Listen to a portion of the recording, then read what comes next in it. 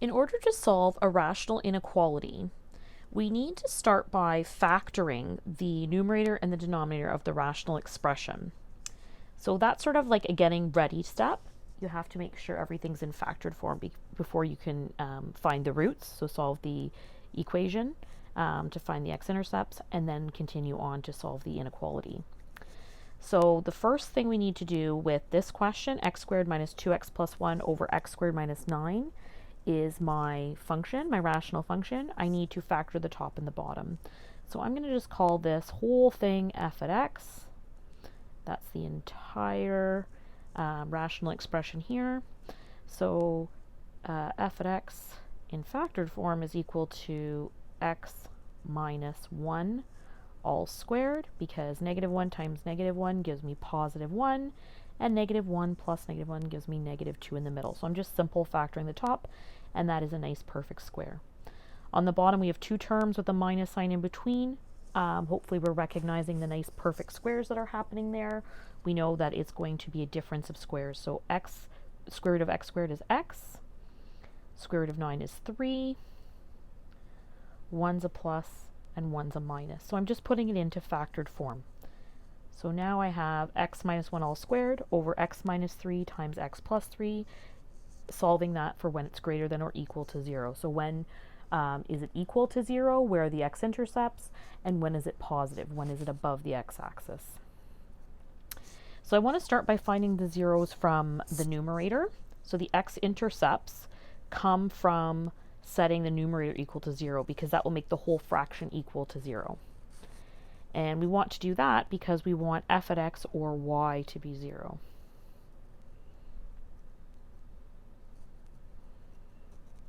Okay. So if x minus 1 all squared equals 0, that means x minus 1 has to be 0. So x equals 1 is going to be the x-intercept for this graph. In order to find the vertical asymptotes, we're again going to look at the denominator, and we're going to see for what values the function is undefined. So the function would be undefined at x equals 3 and x equals negative 3. And we know that these are x-intercepts because they don't cancel out. You'll notice that these are factors on the bottom, but they're not showing up on the top. So I can't do any canceling, which would actually create a hole, not an asymptote. So just like a tiny little pinprick in the graph where there's an undefined value. But in this case, you're stuck with them. The x minus 3 and x plus 3, they can't cancel out. They're in the bottom. So that means that they're actually going to be vertical asymptotes.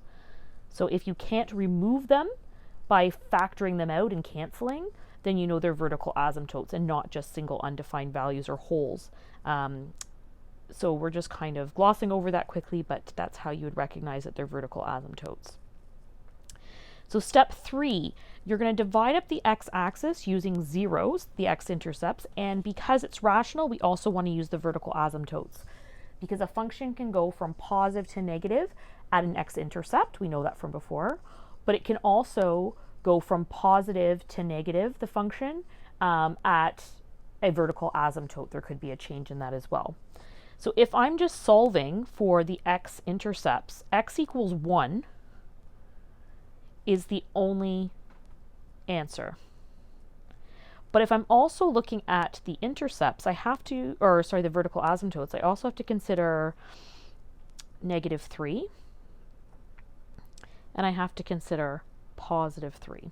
So I'll just put sort of a dotted line there to remind us that those are the intercepts, or sorry, the asymptotes, and x equals 1 is where the function equals 0. And in this case, we are looking for where it equals 0. So based on that, we are going to create a table to solve for the inequalities. So we're going to start by listing all of our factors. So if you look back at factored form of our equation, we had x minus 1 all squared over x minus 3 times x plus 3. So I'm just going to copy that. And that's going to be what we want to know in our final row. That's going to be what we are trying to find the overall sign for. So we'll just put that there. And then all of the factors along the way. So we need to know about x minus 1 all squared. But because that's always positive, I'm actually not going to even include that in the chart. And I need to know about x minus 3, and I need to know about x plus 3. Along the top, the columns are labeled with the intervals. So something could be happening when x is less than negative 3. That's the smallest value for the vertical asymptote of the 0. Between negative 3 and the x-intercept, which happens at positive 1.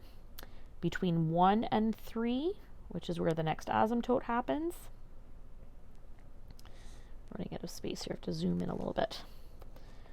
So between negative 3 and 1, between 1 and the next asymptote at 3, and when x is greater than 3. So the only difference between solving a polynomial inequality and a rational inequality is that we are also including these values where the vertical asymptotes happen as well in our chart, not just the x-intercept, which happens at x equals 1.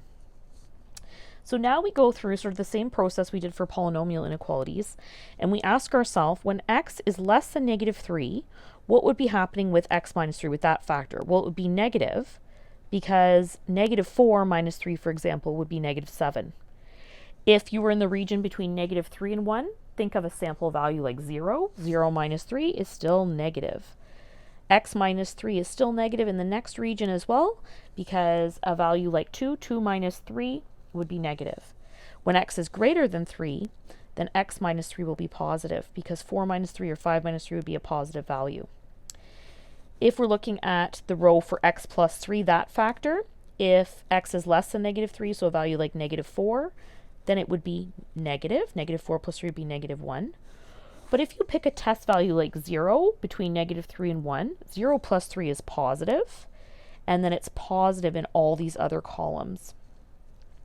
And overall, again, because x minus 1 all squared is always positive, we don't have to include that as its own separate row. It's not going to change the overall sign. We're just looking at what's happening in the denominator.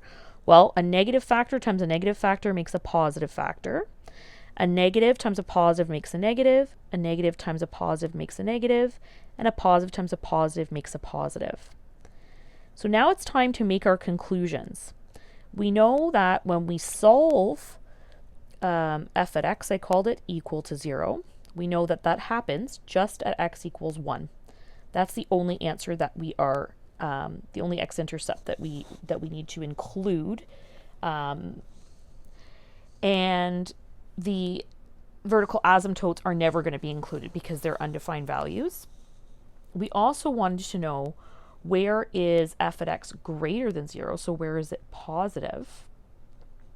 So we're going to look back here, and it looks like it's positive when x is less than negative 3 and when x is greater than 3. So that happens when x is less than negative 3 and when x is greater than 3. So my final answer then is that f at x, putting that together, is greater than or equal to 0 for x less than negative 3 at x equals 1, just that single value where the x-intercept happened, that's where it's equal to 0. So this is where y equals 0. That happens when x equals 1, so it needs to be included. And when x is greater than 3. So that's my final answer, putting it all together.